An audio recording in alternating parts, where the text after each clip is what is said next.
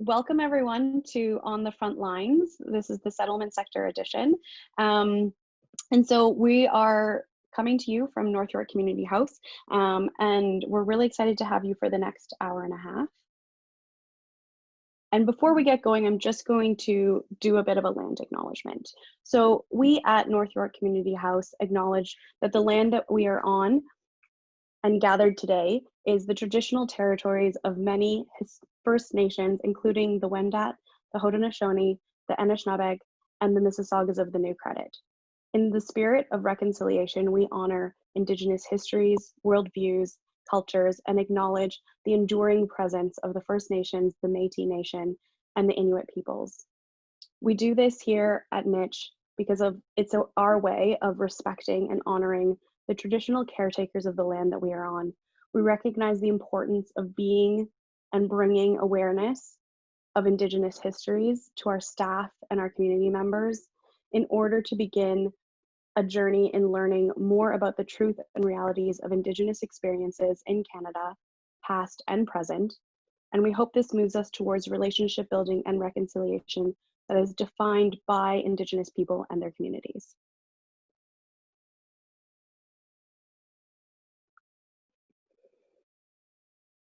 So we are going to spend about 20 minutes in this background introduction piece of the presentation, which means I'm almost done my part. By the way, I'm Jen. I didn't say that at all. I'm Jen. I am the Innovation and Experimentation Coach at NYCH, and it's my pleasure to be hosting the Frontline Practitioners webinar today. And so you'll hear a little bit from me at the beginning, and then I'll be in the chat with all of you as we pass it over to our frontline, and then I will help moderate towards the end. So we are gonna, once my introduction pieces are done, we're gonna move into 5 presentations from our frontline workers, and that'll take about 40 minutes or so.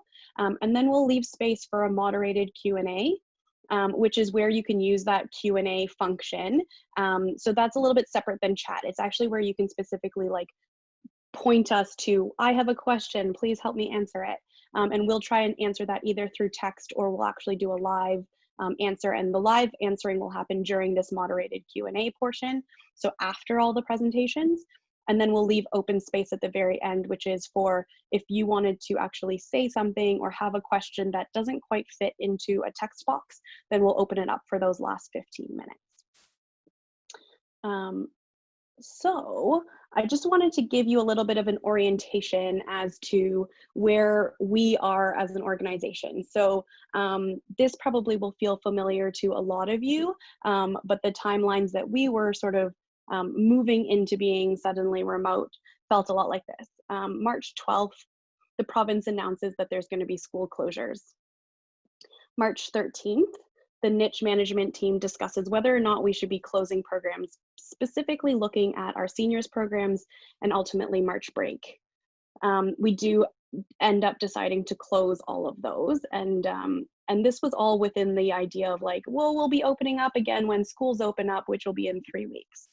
By March 16th, NYCH as an organization decides that we should probably close our office doors. Up until that moment, we were trying to stay open as much as possible, but by March 16th, we decided we should close our doors.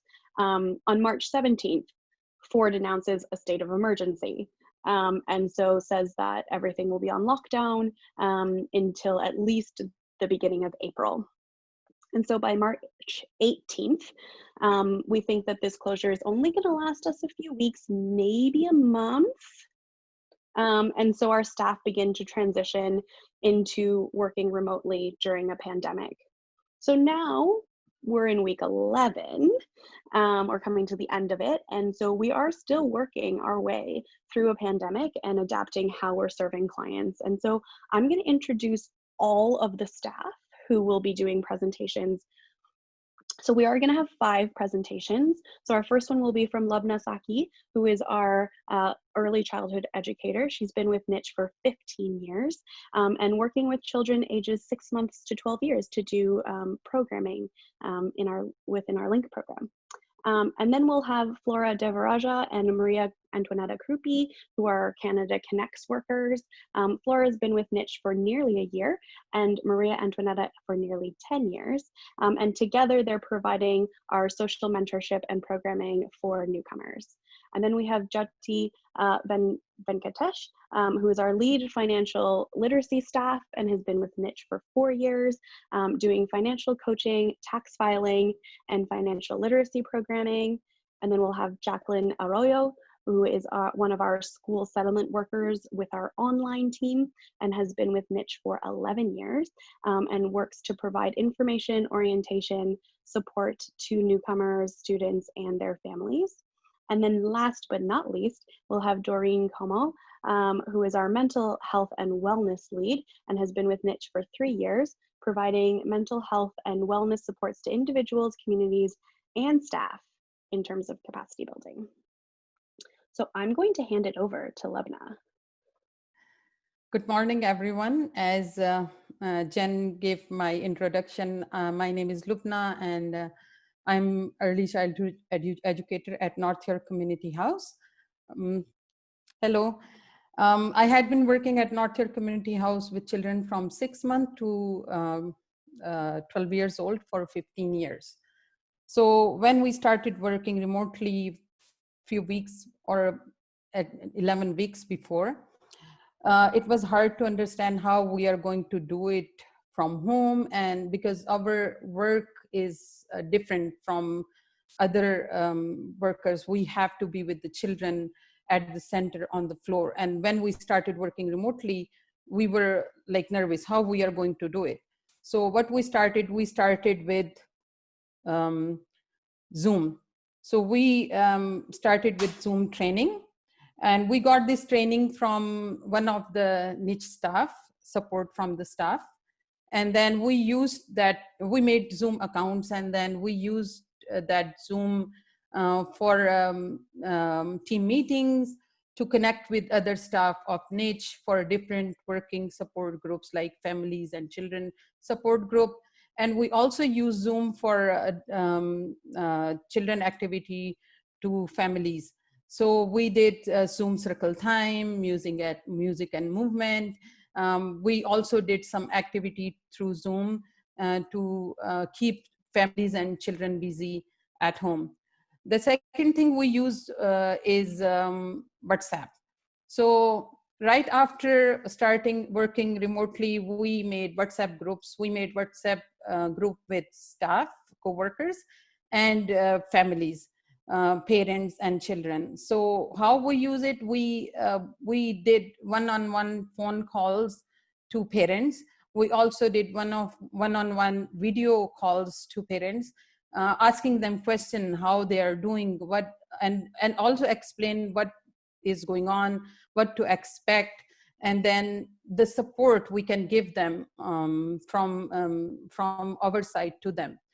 And then for staff group, what we did was we check on each other every day, and then we see how we are working, what is our work schedule, and if anyone need help, we also share advices, we also share tips to keep our families connected with us.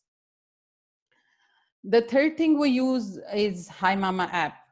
We had been using HIMAMA at work at our center before this remote work since 3 years now.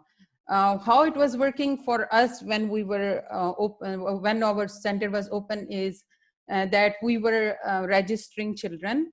We were taking parents' emails and with their consent, and HIMAMA was sending them username and password, and parents were able to sign into their side of app. And then we were documenting all day activities of the children. We were checking in the child when they were coming to the center. And then we were documenting all the activities, like what they are doing, creative activity, sensory activity, also what time they're sleeping, or what time they're eating their snack, or what did they eat their snack that time. I'm giving a little bit brief introduction of HIMAMA, how we were using when centers were open. And end of the day, we were sending all that report to parents. Now we are using HIMAMA a little bit differently. What we are doing is we are using message center. We make activity for the child. We make activity of different ideas, and then we keep in mind that we have to provide activities which parents can provide from comfort of their home, like they can use stuff from home. Let's say making drum from the cookie jar, cookie box, and then we add pictures on the activity sheet. We add details on the activity sheet, and we also add the developmental skills on the activity sheet with the rhymes. So parent has one full sheet to go through activities all day with their children to keep them busy. Also, we made videos, and that was very challenging for us.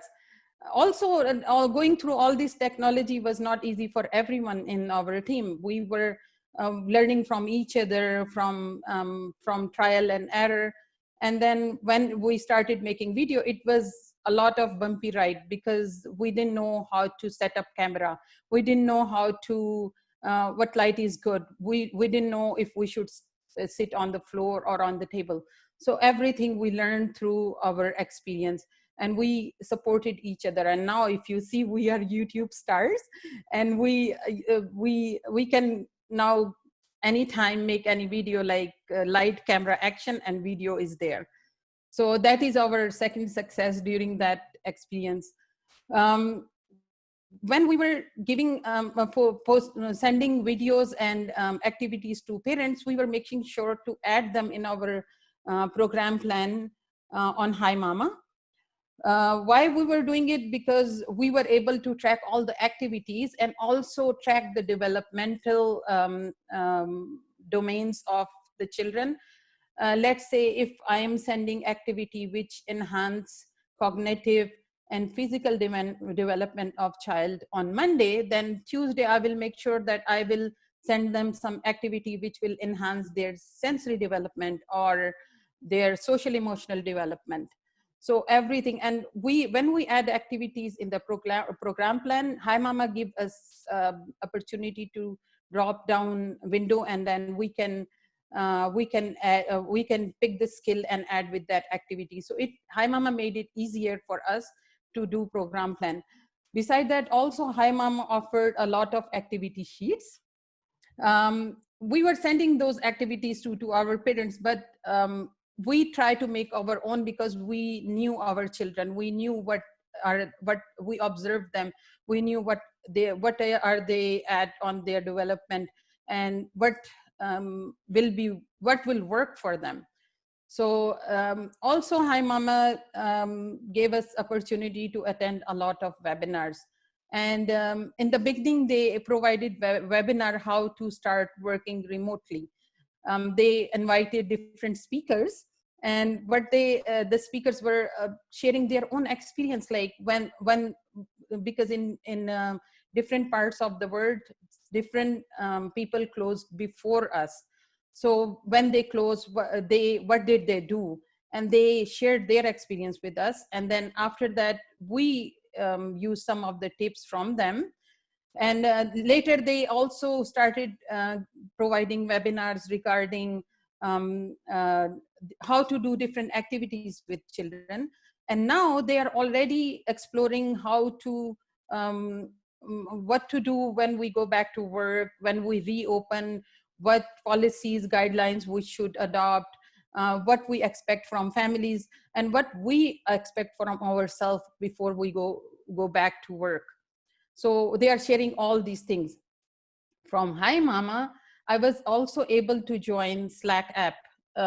What I got from Slack app is I was able to connect with different professionals around internationally around the globe. People from all over the world, not early childhood educators, managers, directors, professionals from all over the world are on that app, and they share their expertise. They share their activities sheets, what they are doing with their children. And also when I start Slack, I joined Slack app right away. I got a message from SDR of another link program asking if I want to join Zoom meeting. And the next day I was able to connect with different SDRs, ECEs of different link programs from Hamilton, from Waterloo, from Kitchener. And we shared a lot of tips together, the difficulties we are going through and what we can do to make it better for us. Also, yesterday, I got a message from one of my volunteers. She did volunteer 10 years before with me. And then she asked for my phone number. And then she called me and she was very happy to find me through Slack app. And then she shared that how she finished her ECE, and then she finished her bachelor degree from university. And now she's supervisor of 2 of the center daycare centers. And I felt very happy to hear from her success story. And she also appreciated a lot North York Community House and us, that how we encouraged her. But I wasn't able to know if I was not on that app. And then we are connecting a lot from each other.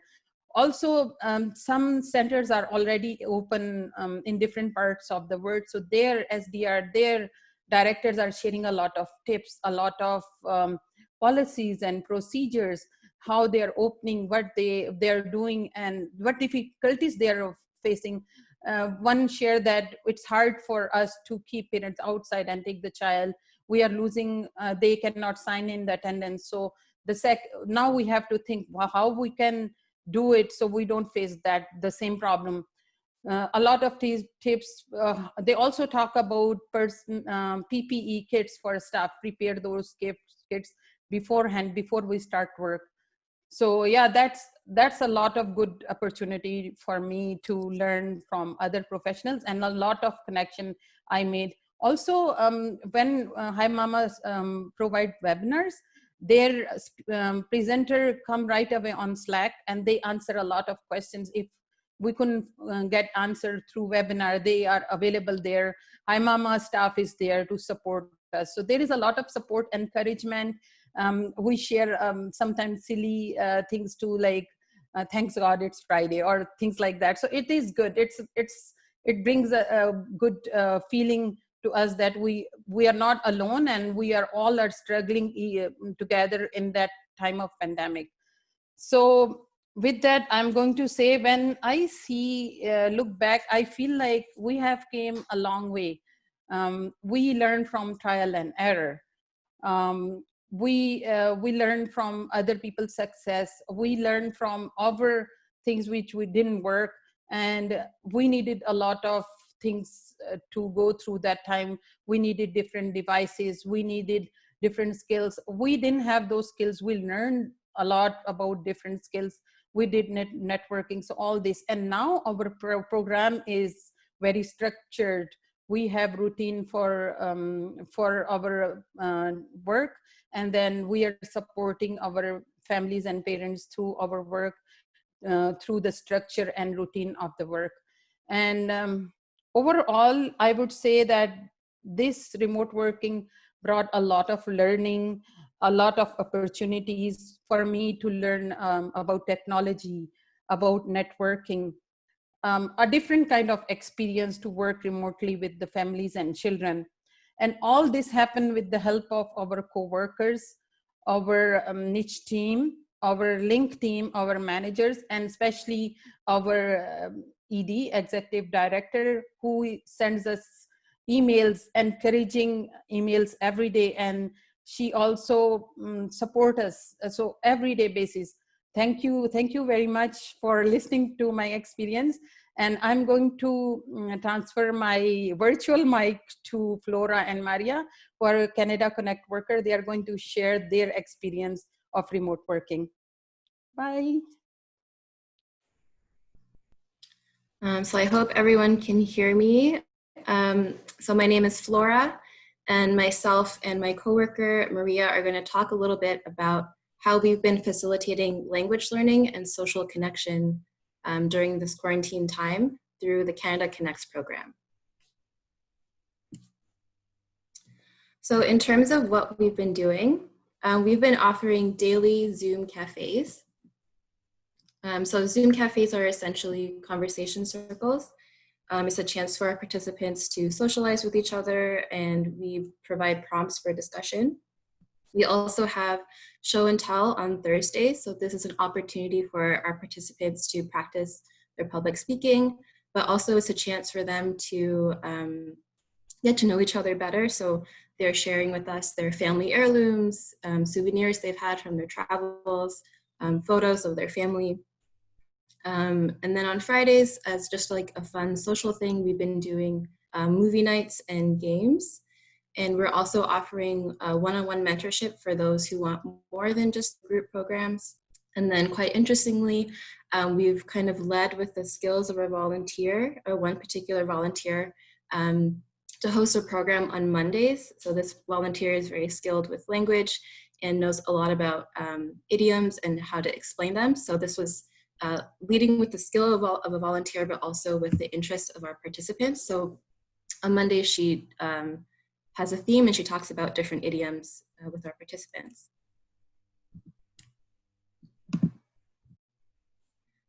So how is it going? We launched our new program on April 1st, which, as I'm sure you can imagine, is not the easiest time to launch a new program. And I'm sure a lot of you are probably in the same boat.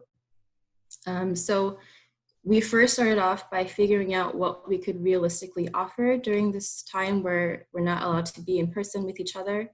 And once we figured that out, we had to introduce this program to our clients. And then we also knew that we would need volunteers. So we worked with our volunteer manager to recruit volunteers, and we also shared kind of what we would be doing to generate interest. And then once we had done that, we held 3 orientation sessions.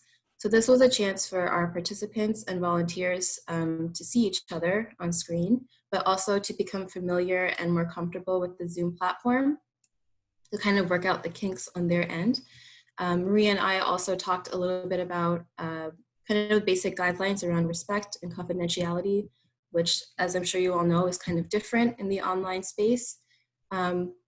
And then we also polled and surveyed our participants to determine their availability and what their interests were. And based on all that information, we created a calendar, which we then shared.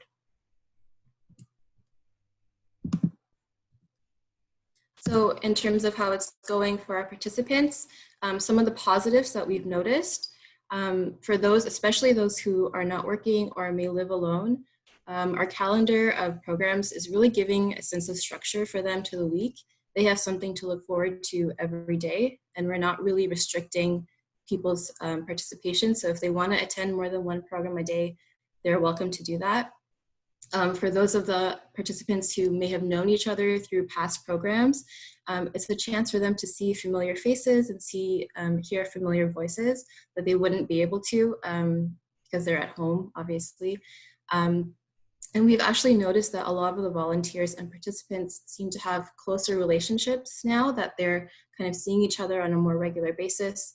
And the experience of being on Zoom itself is quite intimate. So we're seeing a little bit more of people's lives, their pets, their family members, and they're checking in on each other week to week to see how they're doing.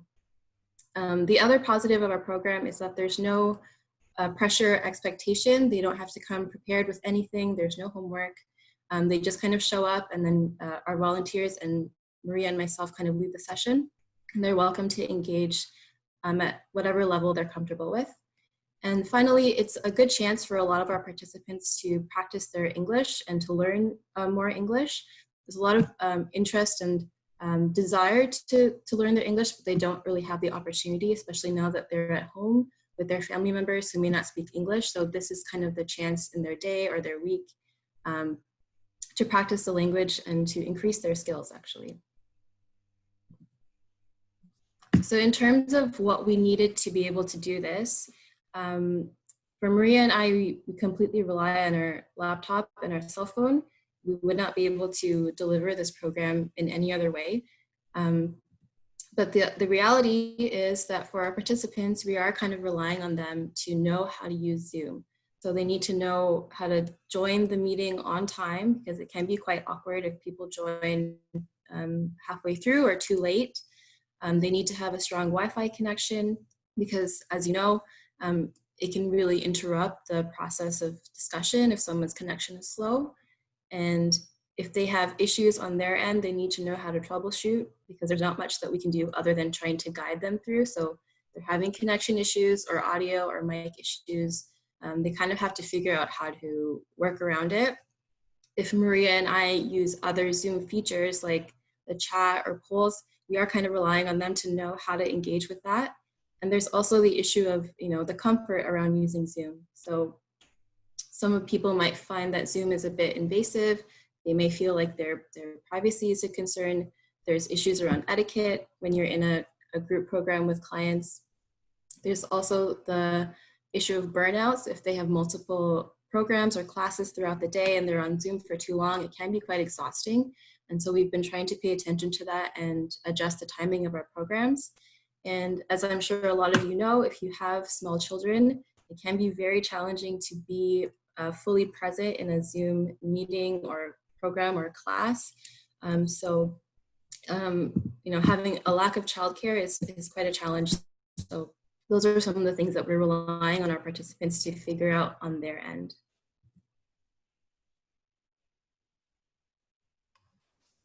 Thank you, Flora. So I'm the second part of the Canada Connects program. My name's Maria Antonietta.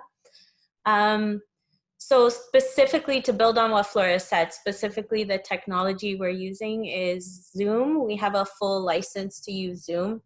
We chose to use Zoom because we want our programs to be as interactive as possible. So we wanted to have video elements. And a lot of link programs and ESL programs are using Zoom, so we could build on the participants knowing those things already. We have a full license because our programs are more than 40 minutes. We share our screen on Zoom, so we can share and show different documents. We can also search things in Google to show maybe a picture for people to understand what certain words and vocabulary. We use the polls to see what participants want for next week, what topic they want to talk about. And most importantly, we use the breakout rooms in Zoom. So we have up to 3 volunteers in a program and up to 12 participants. So to facilitate a very small group conversation, so everyone is benefiting, they get a chance to talk, but they also get interaction. What we're using is breakout rooms, and the breakout rooms are great. We had to kind of show newcomers how to use them. So even though they figured out Zoom, there was this additional piece about joining a breakout room. The pros and cons of a breakout room is it's totally private, so we are not aware of what's happening in the breakout room, but there is a help function. And also what we do is we do visit the breakout rooms once for about 10 minutes, so participants know we're still there, and volunteers as well. And the only bad thing about breakout rooms is that you're kind of interrupting the flow of the conversation once in a while. Other technology we used was Facebook. We used Facebook to share general information at the beginning of this whole pandemic. We hope to use Netflix Party and Google Hangouts next month in some programs to see how our newcomers feel about them, if they prefer Google Hangouts, for example. And we used WhatsApp for one-on-one interactions with our newcomers. If someone is having technical issues, sometimes we'll video call them on WhatsApp, and then that way we can see their screen and they can see our screen. So that's how we kind of addressed a lot of technical issues at the beginning, especially. Some more technical issues we had is using cell phones. So the cell phone platform is very different than the desktop version. So we had to be comfortable explaining both to our participants. We had some issues with audio, obviously. Sometimes there's echo in a room or feedback. The best audio is usually through the phone, but it's difficult. We had to teach a few people how to use it. So to join phone audio rather than joining on their computer audio. And the biggest issue with Zoom is sometimes a connection speed. So everyone has a different connection speed, and that creates a lot of interruptions possibly in the conversation, and the focus of our program is conversation. So sometimes people seem like they're interrupting because they understand right away because they've heard the information right away, and some people might not understand, but it's actually just their connection is slower. So we do encourage people to talk a little slower, and if you're asking like a question, there should be kind of a pause at the end to get some feedback. And also to help with connection speed, sometimes we ask people to turn off their cameras. Some of the main challenges I feel for Zoom, especially with our volunteers, is managing a conversation. So like I said, some people are able to have quicker conversations, so they're talking more on Zoom. And our participants that might not have as quick a conversation, they're talking less. So they have to balance the talking time, they have to call on quieter people. I think a lot of people are also experiencing Zoom fatigue. As Flora mentioned, people are doing a lot of programs or courses online. And I think because we're not interacting in person, we compensate with our body language. We're louder and we're more expressive. And we're trying to show that we're listening. So we're making eye contact with a participant. But eye contact is different on Zoom. So you'd rather look at the camera, like looking at the camera shows that you're listening rather than looking at the participant, which we're used to. And I think a big challenge, especially for me personally on Zoom, is getting feedback. You're not getting immediate feedback from people, especially if you're sharing a screen. You can't see everyone's face. So you don't get, in the moment, you don't know if people understood what you said. And it's harder to adapt programs in the moment. So the way we change up the programs, we can't really do it in Zoom sometimes, and we have to do it after the fact.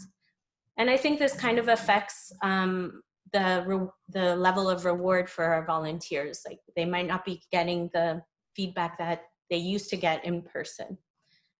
So those are a lot of our challenges. We also have challenges around privacy. So we encourage people to use their first names on Zoom.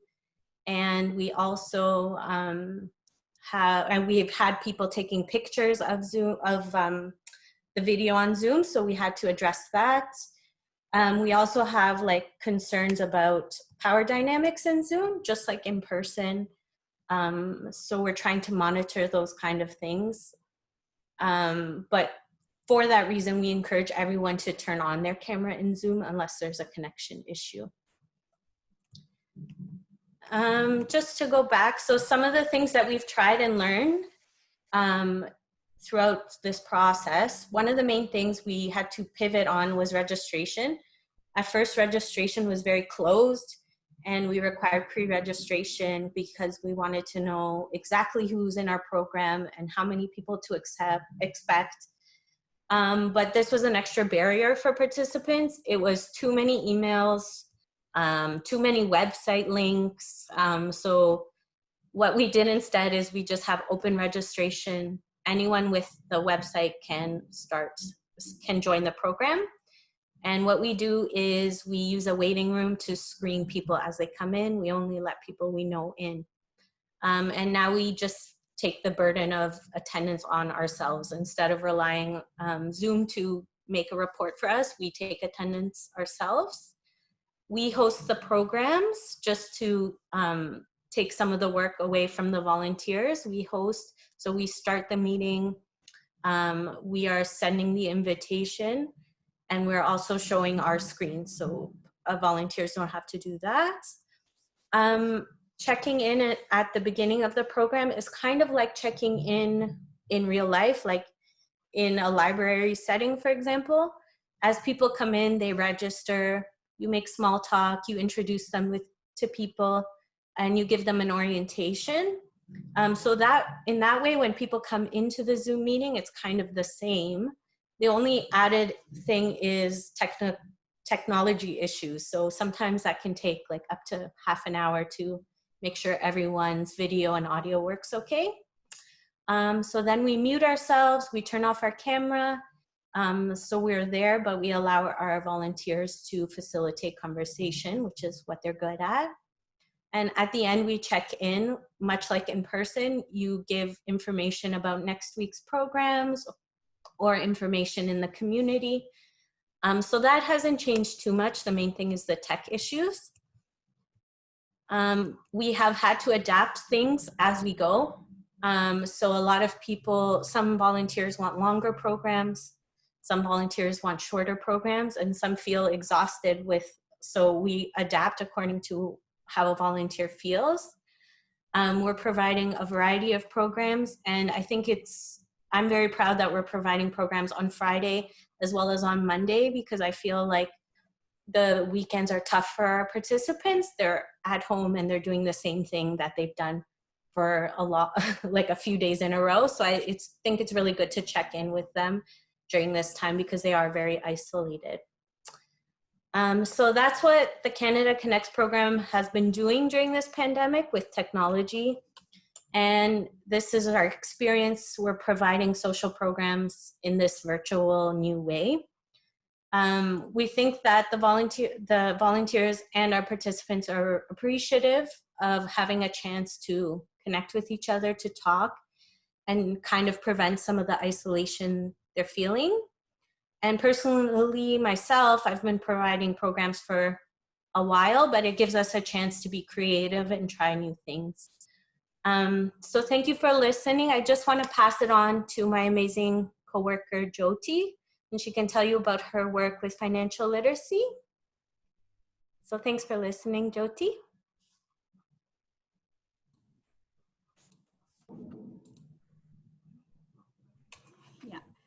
Thank you, Maria and Flora. That was amazing. So let me share my screen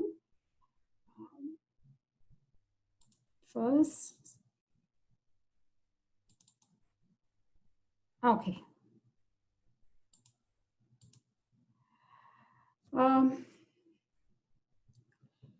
So good morning, everyone, or is it good afternoon? No, not yet. So good morning, everyone. My name is Jyoti, and as Maria said, I am the lead staff of financial literacy at North York Community House. NYCH has been offering financial literacy services to newcomers and also to eligible clients since a long time, almost 6 years now, from 2014. Service delivery processes are varied depending on the program objectives. So what are the various services that we provide in the area of financial literacy at NYCH?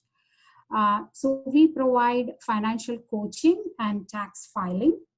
Now, this financial coaching is one-on-one, individual financial coaching and tax filing. We also have group workshops.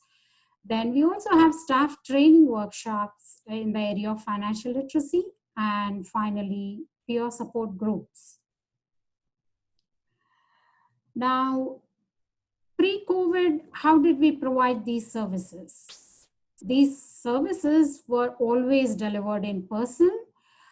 So for individual appointments, especially for financial coaching, we had the person coming in, we gave appointments to our clients, they came into our office, they signed the consent form in front of us, we received all their personal information one-on-one, across the room when we're sitting. The group workshops were also in a classroom format. So that helped a lot, where all of us discussed things related to financial literacy and learned from each other. So what about the technology? Now, technology was limited to Excel. This is all during pre-COVID. entering data in Excel. We did use a few databases to enter our, the project clients and other things. Of course, our favorite OCMS, and we extensively do tax filing. So that's why we were well versed in tax filing software as well. Now, during COVID, what happened was we had to change the entire process of service delivery. While earlier it was all in person, now it was all virtual. All services were delivered remotely, over the phone or online. We began to meet virtually, and we also started using new technology and social media platforms. It was not easy, definitely, because in-person meetings, it's very easy to, to study their body language, to understand their concerns. And I find that clients are more willing to share their personal details when they see a person in flesh and blood in front of them. They are more forthcoming. But virtually, this all changed. And for us, the way we work in financial literacy is because of our nature of work, we need to know a lot of their, confidential information in order to provide service for them.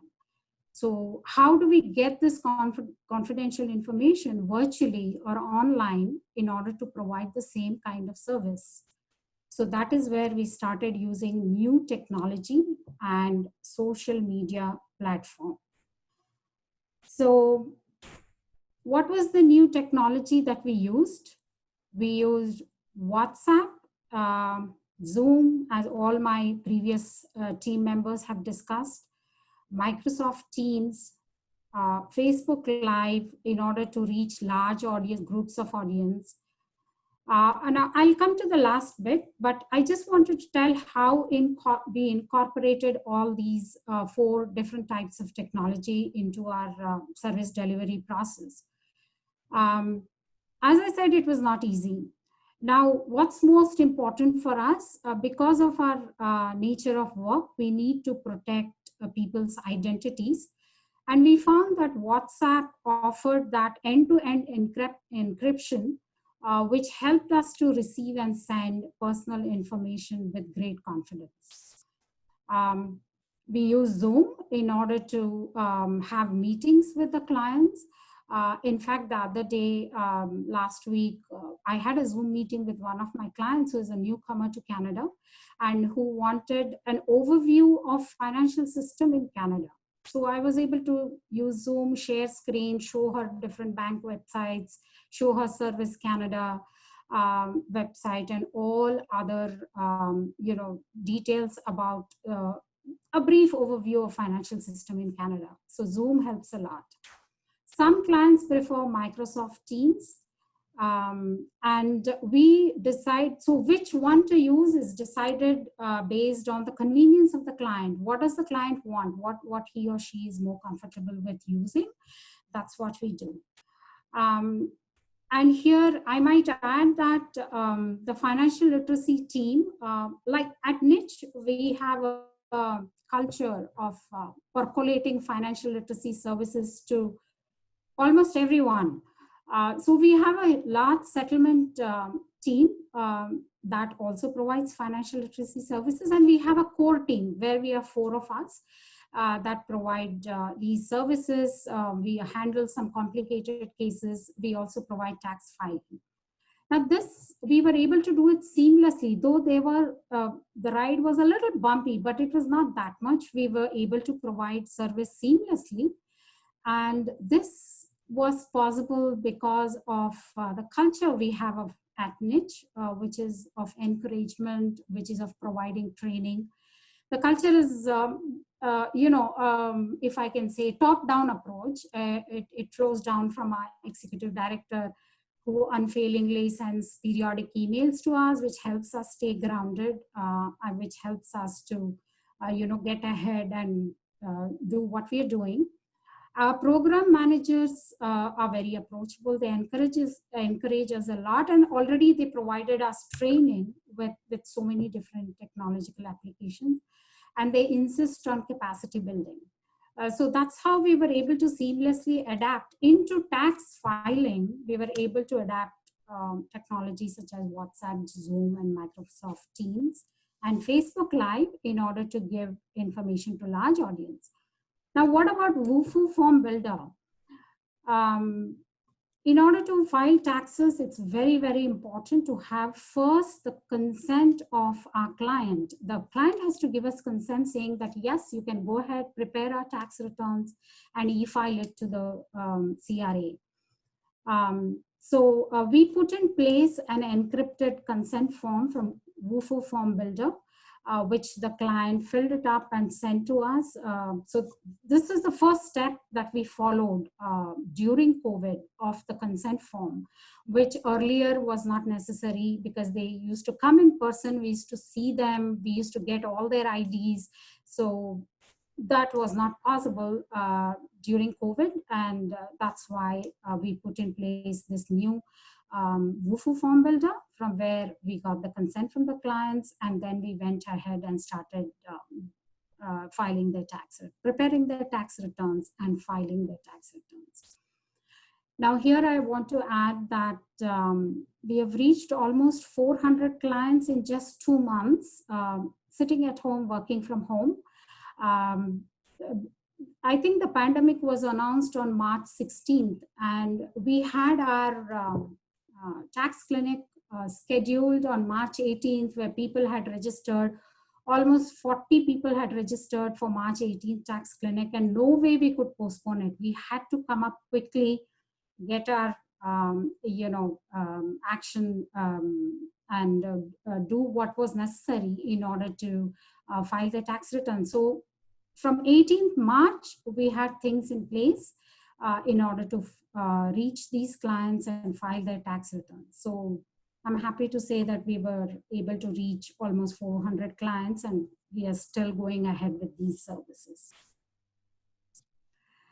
So what worked for us and what did not? Now, clients with access to technology obviously responded very well with this change. They were happy to use WhatsApp. They knew how to use WhatsApp. They had heard of Zoom. They knew how to use Zoom. So we had no issues with clients that already had access to technology. But those clients that did not have access to tech or did not have exposure to technology, but were willing to learn, so we told them how to use Zoom or how to take a picture in WhatsApp and send it to us if required. But we have noticed that it does take more time to provide the same service virtually that we used to provide in person. Language barrier obviously becomes more prominent because when you meet a person at office and he's right in front of you, so you can understand from his or her body language what is required to be done. This is missing during virtual meetings, and so this is really a problem that we are facing. We also file taxes for seniors. Like pre-COVID, we had a lot of senior clients that we filed taxes for. But during COVID, we realized that these seniors had absolutely no exposure to technology, and they just had landline. Some of them don't even have cell phones.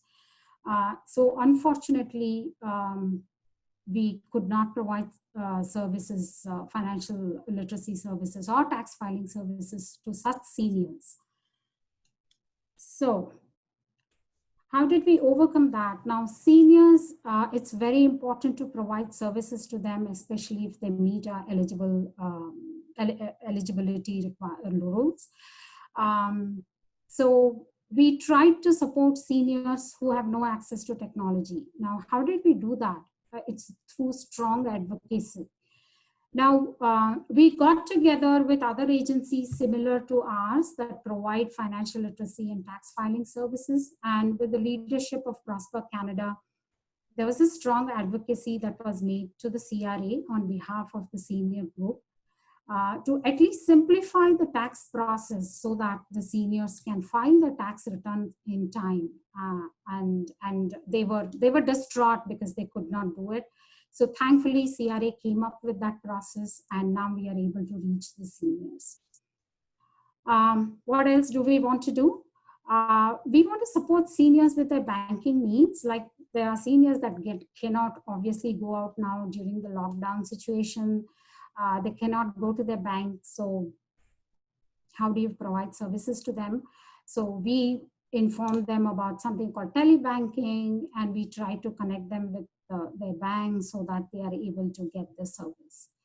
So this is the way we try to reach all our eligible clients, and we have been thankfully seamlessly using the technologies to help our clients. All right, perfect. So thank you for joining us again. My name is Jacqueline, and I am a SEPT worker, a settlement worker. So probably many of you are familiar with settlement workers in schools. So I'm a part of a team of 30 other settlement workers with NYCH. We're assigned to different schools and libraries and provide services to newcomer students and families, one-on-ones, overall support, information and referral, as you might know. And I also belong to the online SEPT team with my coworker Tarek Kadam, that I'm pretty sure he's watching. And so what I will be sharing today, it is definitely a joint effort. Like, as all my previous panelists said, like, we cannot do this just on our own. We always need help from everybody else. So in this case, like, I've been working really, really close with Tarek, and he's like fundamental to this work. So I'm going to be working on talking on his behalf, but also my colleagues, SEPT workers. So just a couple of notes. So like, as you might know, settlement workers are already mobile, so we have access to our own devices, like our own laptop, our own phones, and internet sticks. And sorry, I'm just gonna make sure that that you guys are watching it. Yes, all good.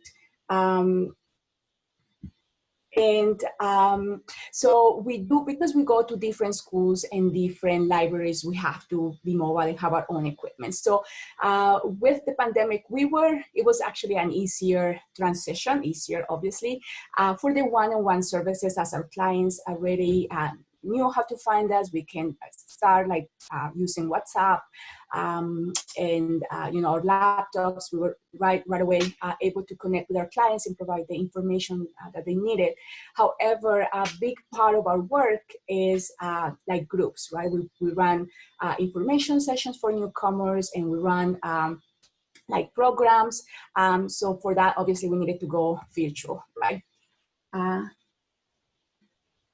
Sorry. So one thing, as many of my other people have said in the webinar today, Zoom became our next new best friend. Everybody was like learning how to use it, and we got some comfortable. And it's an amazing tool. So for group workshops, and I'm not gonna go too into detail why Zoom was great. It is great. It works fine for many different reasons. However, there's also some limitations when it comes to Zoom, and some of them have been actually mentioned today too, like especially with our clientele, like with our clients. Not every client that we have either knows Zoom or is comfortable with that, or has an account or knows how to download the account. So this definitely created an issue when we're trying to plan group workshops, right, using Zoom. Many of us have trouble logging in, and this can be very frustrating, like, and time consuming. So definitely some issues with Zoom for groups.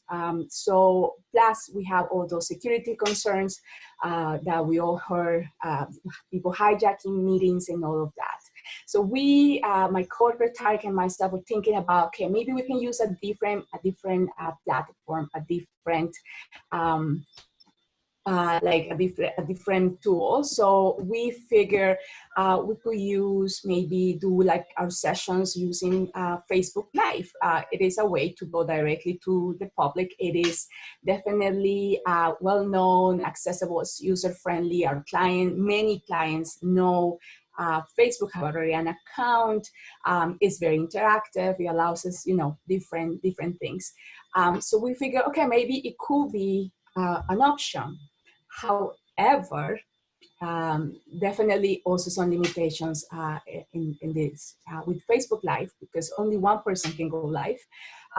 So if we were gonna plan group sessions and bring a guest speaker or partner with our other agencies to provide maybe a workshop on a specific topic, or if we're gonna partner with some of our coworkers to do a session, well, that couldn't happen through Facebook Live. So it would be like a one-person job, and so that might not be good.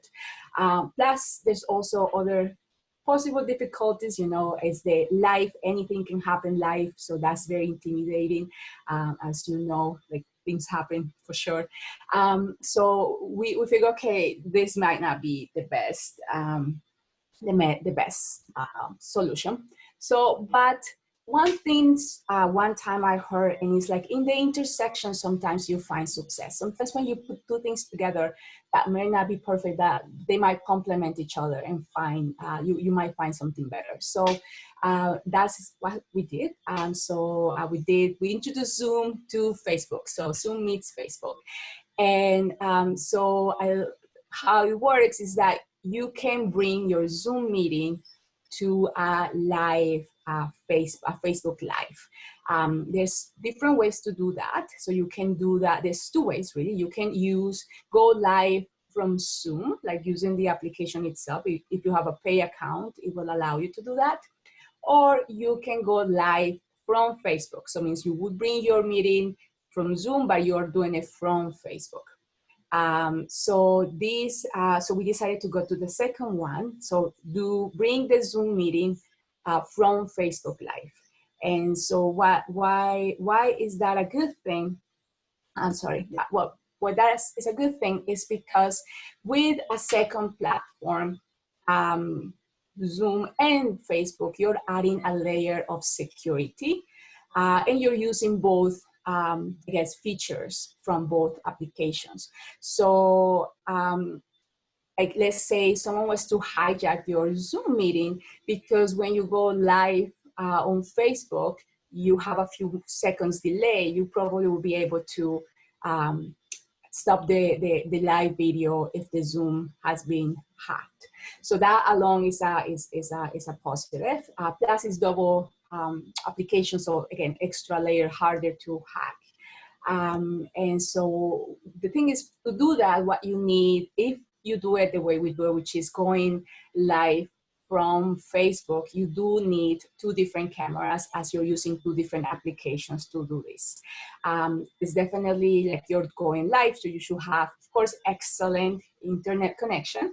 You should use a paid Zoom account just for safety and because of the time.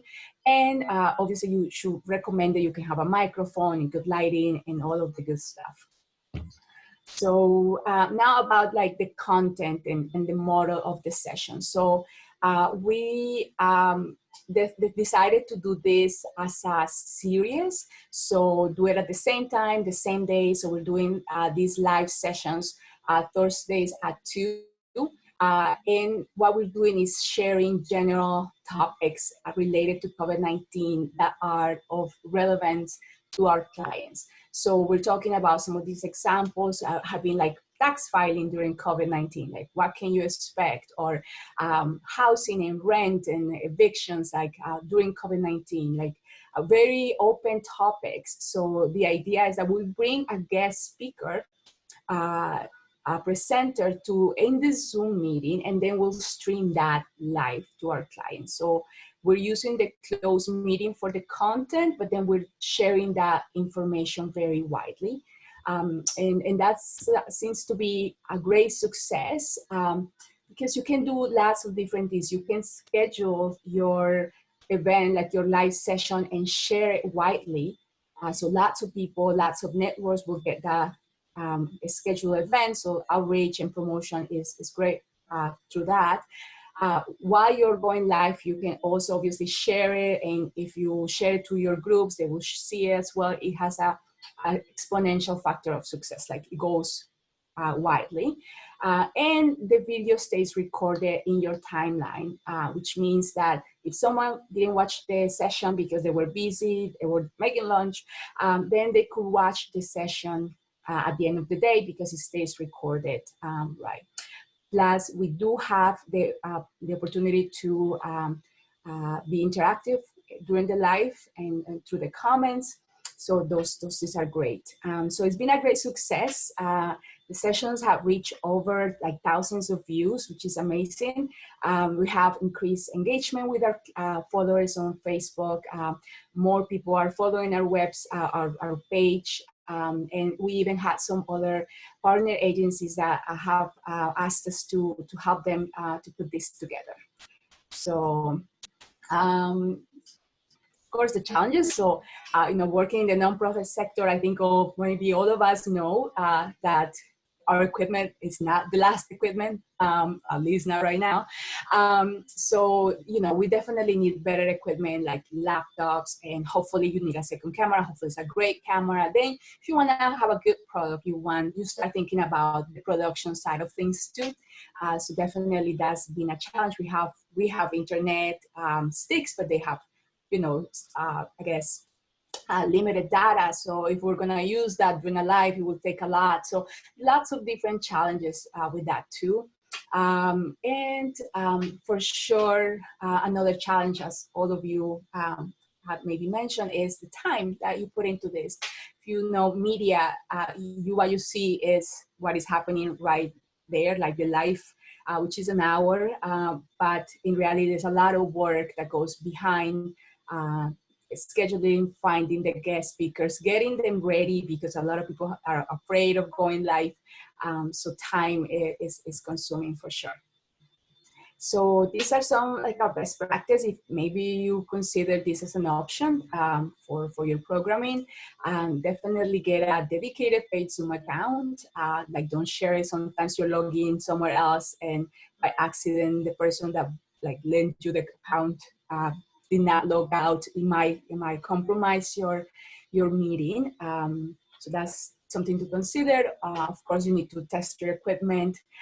Something that was very, very important is get familiar with your settings. And that means your Facebook Live settings and your Zoom meeting settings. So at this point, most people are very familiar with the Zoom settings. But then if you're going live from Facebook, you will also have to figure out what camera is attached to your Facebook, which camera is attached to your Zoom, what is the microphone, how to do your audience, like do you want them to interact, do you want them to be able to rewind your video? So you definitely need to do some work into getting live, those live settings. So that's important. Another something that we found very, very important too is the style. So most I guess Zoom meetings or sessions that we see sometimes online, we see as us, we're sharing a screen.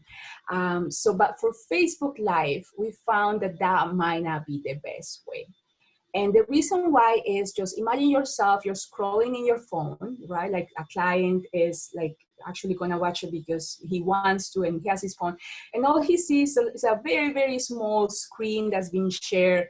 You can barely read it, and then you see some people on the side. So that's going to be a little harder to follow.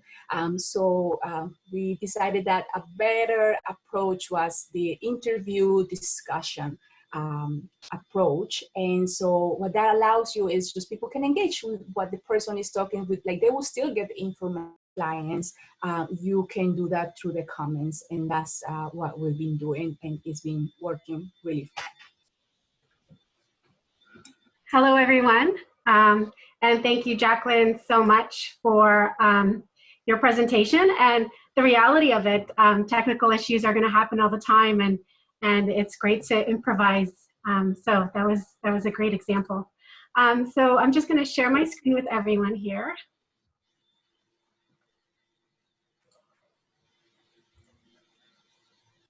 Okay, awesome.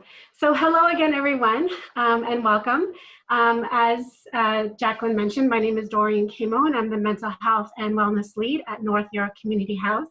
So my role consists of providing various mental health and wellness supports to individuals, groups, as well as staff in terms of capacity building. And the delivery of my work is both through indirect and direct supports, including one-on-ones, support groups, staff trainings, as well as sharing resources and tools. So before physical distancing, I was already using a few digital communication apps, such as WhatsApp, as well as delivering some mental health and wellness content via social media, such as Instagram, our NYCH Talks Wellness page, as well as most recently Facebook, Doreen at NYCH. And although at that time this seemed more as an added convenience since a lockdown, and as you may already know, we've moved completely online and over the phone. So my initial thoughts as a social worker were, knowing that people most often thrive best in healthy and safe connections that are usually within shared physical spaces. How do I go ahead and create and maintain those connections while trying to meet the emotional needs of people through a screen? And my answer was creativity, and that's what I did. I got creative. So before diving right in, there were a few foundational principles that I wanted to keep or do my best to keep at the forefront when creating online content.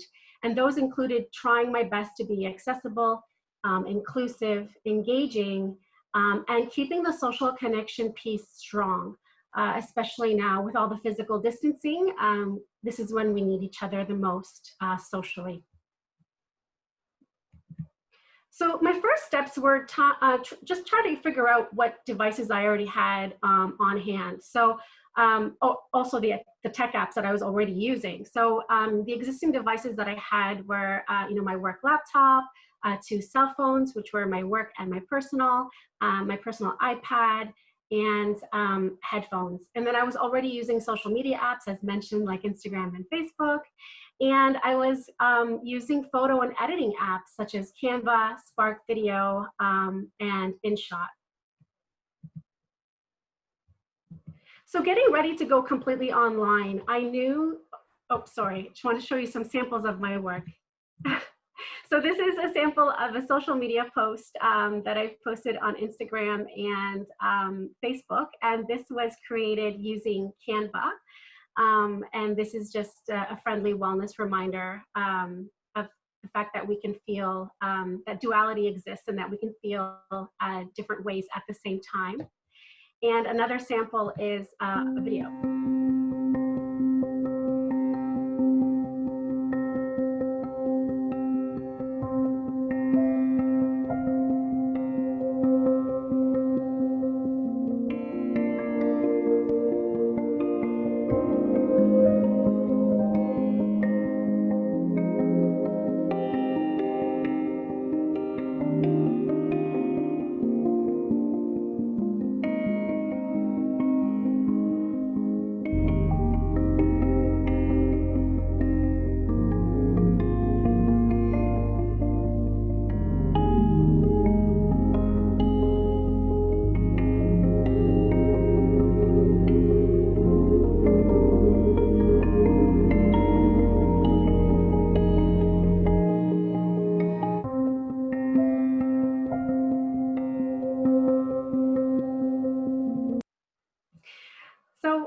Getting ready to go completely online, I knew that there were areas I needed to learn more about. And at first that seemed scary, only because I thought that I had to figure it out on my own, but I didn't.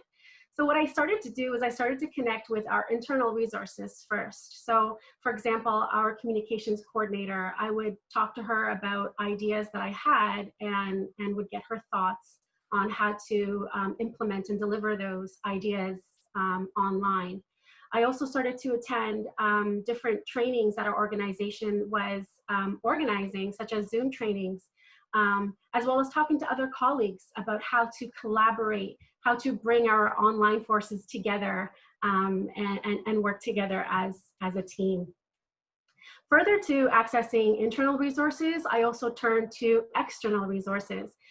So I started to connect more with other mental health leads and other social workers, both Toronto-based and around the world. And this was more about to learn more about being creative and expanding my learning. So just to give you another quick example, I'll show you a video of a clip that I used or that I created using InShot. And this was something that I had never done before, using text and music. And this was inspired by an external resource.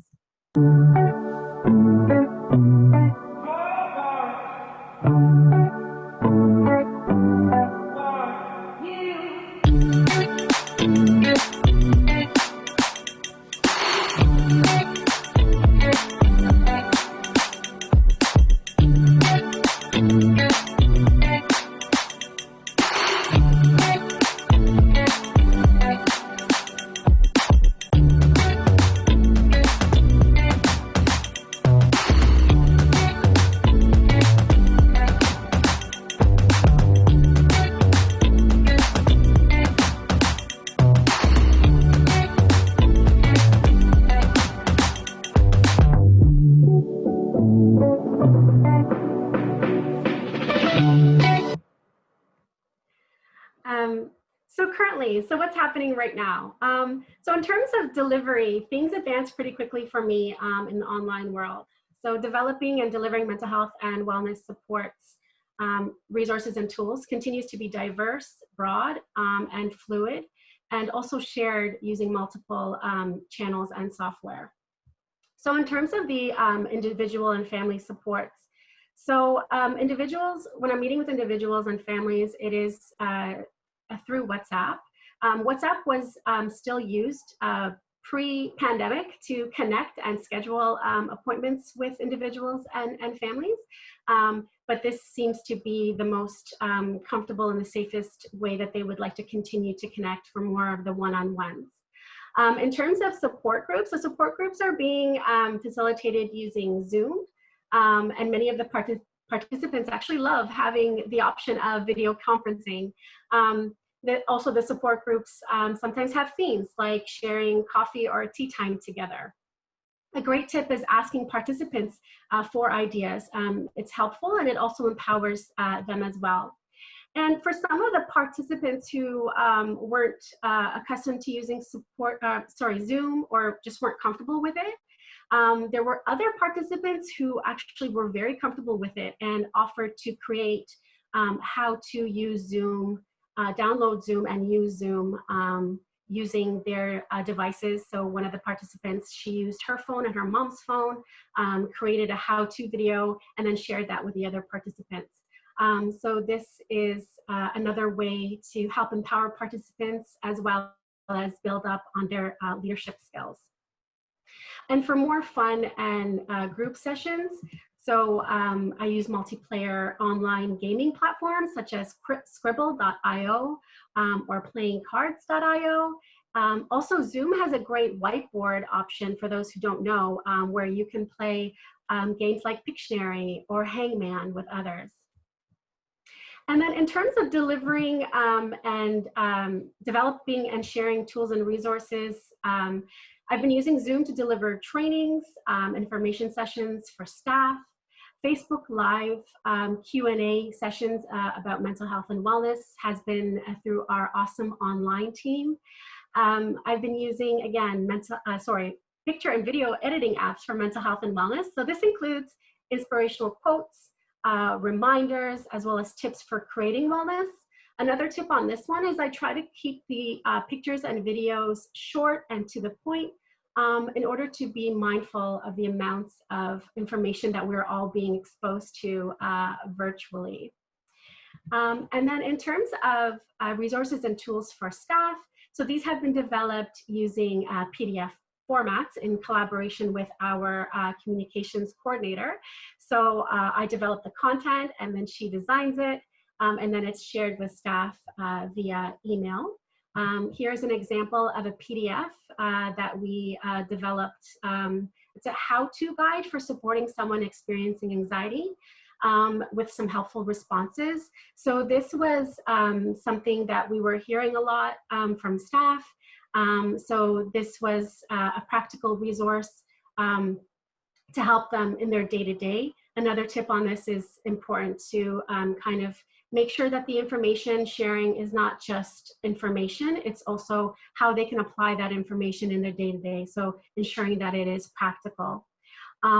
And the best way to find out staff needs in terms of, mental health and wellness is maybe just consulting with them, either attending different program meetings, or you can even put together a short survey to get some of that information.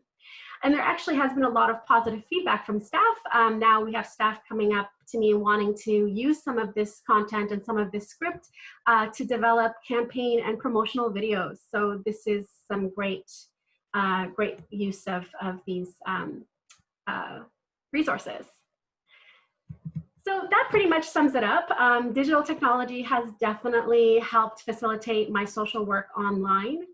I knew going in that transitioning online was going to be a process of giving myself permission to be okay with making mistakes and trying again as many times as I needed. It also meant remembering that at the end of the day, we are still only human in an online world, and that it won't be possible to meet every single need out there, but that we were doing our best, with what we had. One of the most comforting feelings I have felt and continue to feel is knowing that regardless of the situation and being physically apart, I know that I'm not alone. And that has helped a lot. So thank you so much again for your patience. And now I pass it back to Jen. Thanks, Doreen. Thanks everyone for sticking with us. It is 12:30. So as you can see, our frontline has so much to share, and we are really mindful of time. So if you need to start exiting, eating lunch, whatever it is you need to do, you're all really welcome to do that. But we will sort of open it up a little bit for some Q&A if there is any questions. There was a question that came up during one of the presentations, and I just thought it was a good question to ask everybody. It came up during Flora and Maria Antonetta's presentation, but maybe everyone can sort of talk about it, which is, what are the types of information that you're including in your privacy and confidentiality conversations with participants and volunteers? So providing conversation circles, we always have to have like a safe space. So we do talk a lot about guidelines and people's confidentiality, the right to pass, the right to share time. Those are all really important. So the only additional things that come with virtual, I'm sorry, people can't see me, but that's okay.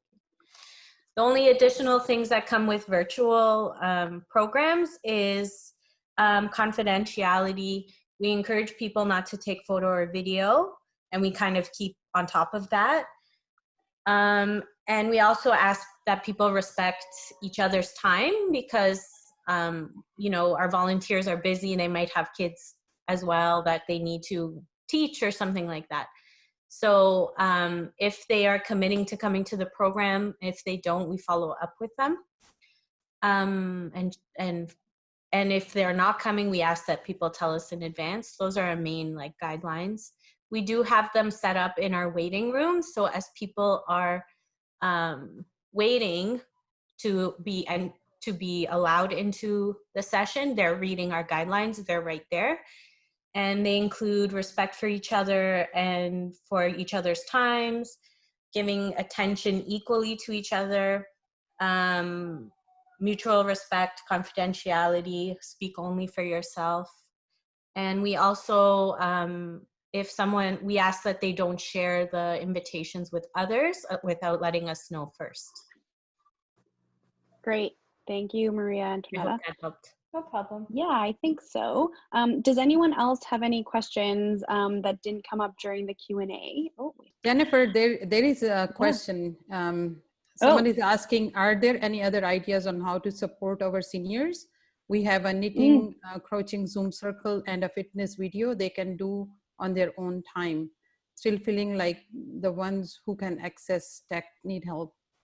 How to that's virtual supports, yeah. Okay. Flora, do you want to talk about seniors in tech? Sure, I can share a little bit of what we've been trying to do. And Nejma, I do want to acknowledge that it is a big challenge still. So it's not like we have the perfect solution, but we found that most seniors have phones, and we have a lot of volunteers who are concerned about their well-being. So we're doing like phone call check-ins, which initially were kind of at the beginning of the pandemic was just kind of checking on their immediate needs. But as we follow up, it is a chance for them to be kind of social and have someone to talk to every now and then. And we've been lucky at NYCH that we have volunteers who speak the languages of our different seniors groups. So we're trying to be as inclusive as we can. So phone conversations are the best way. And then I would also say like not to assume that seniors can't learn how to use tech as well. It might take a bit more time. And there are some organizations that are providing materials for seniors who want to use computers. So we have to be a bit resourceful, but I would say phone conversations are really helpful. Perfect. Thanks, Laura. We have one more question that says, do we have any experience about getting PR and info from clients? I'm not sure. Anyone want to take that one on? Sure. I can say a little bit. So it is challenging and obviously I think a lot of our focus is on our existing participants right now, and it's on our existing newcomers. We are slowly getting new people. It's kind of just starting now. But we have a WUFU form where we ask participants to register, and we hope that they can fill it in. And then obviously either calling through phone or email to follow up and get documents. The safest way would be phone. I don't know if any settlement workers want to say anything about that. Yeah, for sure. So same thing. Like obviously it is very challenging, and I think for many of us, we're still working with our existing clients. And I think one of the goals of the initiative of the Facebook Live was exactly this, trying to reach other people that like Zoom is a closed platform, right? People have to find you. They need to know you somehow. It's a closed place. But Facebook is really open. So we actually do have a success story from the live session, one of the live sessions. A person who stumbles upon one of the videos and is a newcomer, and then reach out to Tarek, who's our host. And then, it's creating that relationship. So we're trying to find ways like to reach more people, and that has to be open. And then once you get some, trust, you can start building. I think it happens in the real world as well. So right now we just have an extra layer.